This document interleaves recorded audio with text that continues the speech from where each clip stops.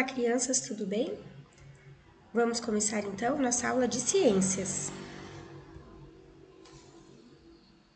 Controle do corpo, página 142, vamos até a página 152. Controle do corpo. Nada que o ser humano tenha inventado pode ser comparado ao fantástico corpo humano. Somos capazes de fazer várias coisas: falar, ler, escrever, calcular, pintar, fazer arte. Opa, isso não está escrito aqui. Mas também fazer arte, né? Compor canções e poemas. As atividades humanas são muito complexas e dependem de um poderoso centro de controle. Os movimentos que realizamos, os esportes que praticamos e até mesmo as nossas brincadeiras mais simples exigem perfeita harmonia entre os músculos, os olhos e o equilíbrio. Isso requer um centro de comando muito eficiente. Os sistemas que constituem o nosso organismo atuam de maneira automática. Por exemplo, não precisamos pensar para que ocorram a respiração, os batimentos cardíacos, nem a digestão. Essas e outras funções, embora sejam realizadas espontaneamente, também precisam de centros de controle.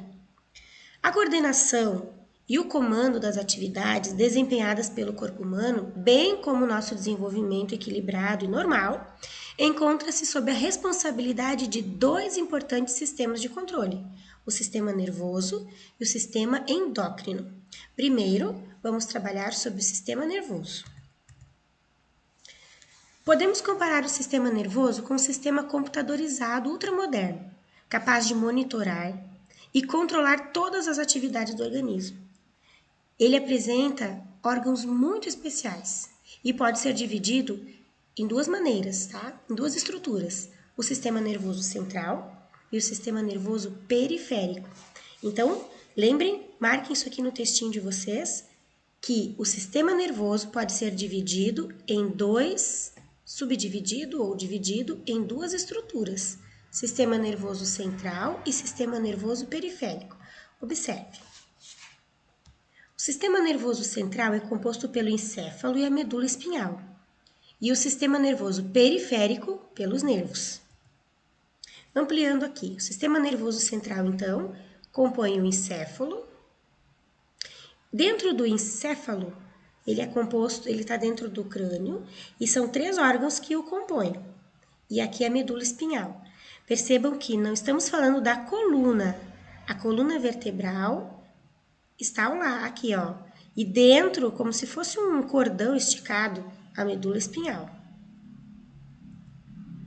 Ampliando aqui, sistema nervoso periférico, que são os nervos. Todos os nervos do nosso corpo. O sistema nervoso central, ele é composto então do encéfalo e da medula espinhal. São órgãos muito importantes. O encéfalo fica dentro do crânio, que é um tipo de capacete ósseo. E a medula fica no interior de um tubo de ossos, que é a coluna vertebral. Então, a coluna vertebral é uma coisa e a medula é outra. A medula fica dentro da coluna vertebral, ok? O encéfalo, somando o cérebro, o cerebelo e o bulbo, que são os três órgãos que compõem o encéfalo, pode chegar até 1,3 kg. Observe essa imagem. Dentro do nosso capacete ósseo, o encéfalo. E dentro da coluna vertebral, a medula.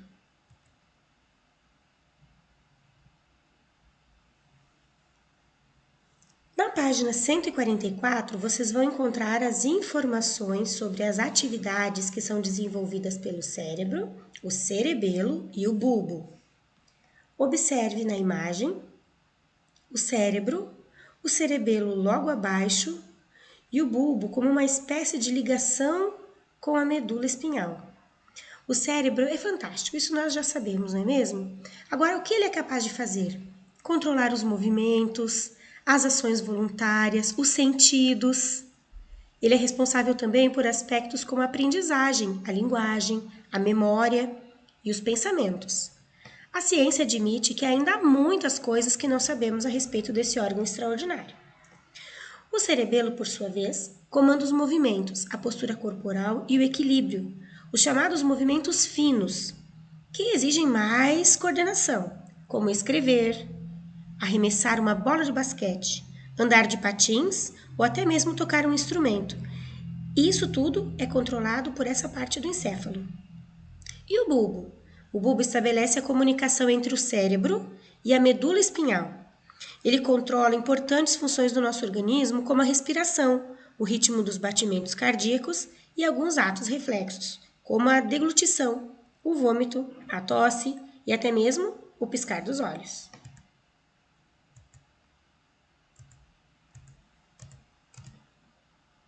Na página 144, vocês vão encontrar algumas informações sobre ações voluntárias e involuntárias. Gostaria que vocês marcassem com marca-texto esse trechinho do livro de vocês.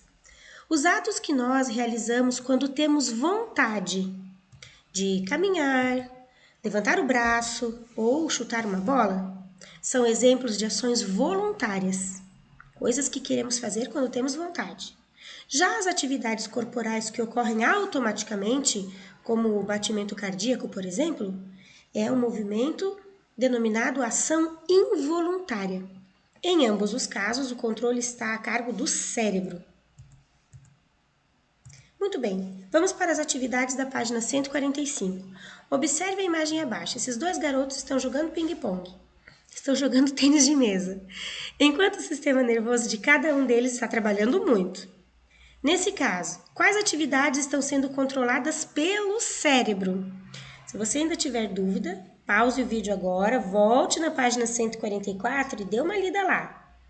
Se o cérebro controla os movimentos, as ações voluntárias, então nesse caso, nessa jogada de tênis de mesa, quais atividades estão sendo controladas pelo cérebro? Justamente, os movimentos, os sentidos e também os pensamentos. Durante essa prática de esporte, qual é o papel desempenhado pelo cerebelo?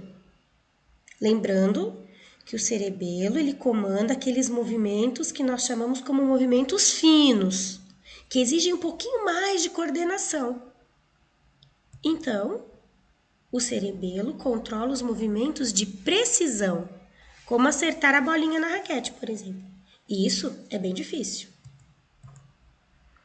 Vamos para as atividades da página 145.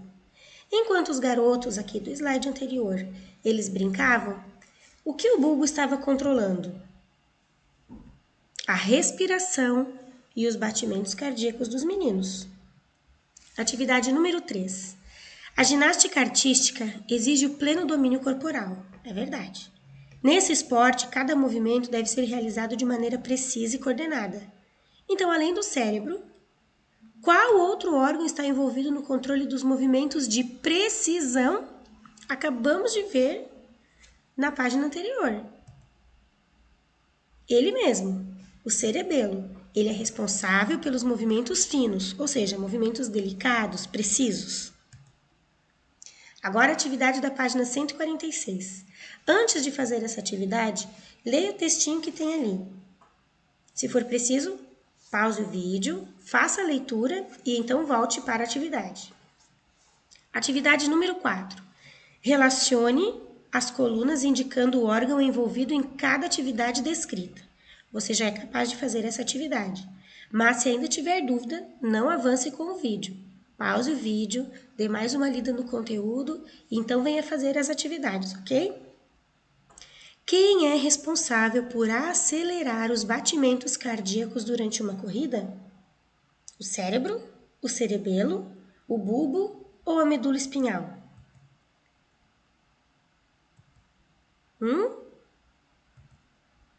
Muito bem, ele mesmo, o bulbo. E acertar a bola de basquete na cesta? O cerebelo e os movimentos precisos. Sentir o sabor de uma pizza? Muito bem, o cérebro responsável pelos sentidos. E equilibrar-se em uma perna só? O bulbo. Reagir ao tocar em um espinho? A medula espinhal. Muito bem, na nossa próxima aula vamos fazer atividades para o cérebro. Academia para o Cérebro. Não pesquise nas páginas do seu livro, tá bem? Pare por aqui e aguarde, porque na próxima aula nós vamos ter muitas atividades para o cérebro. Beijos, até a próxima!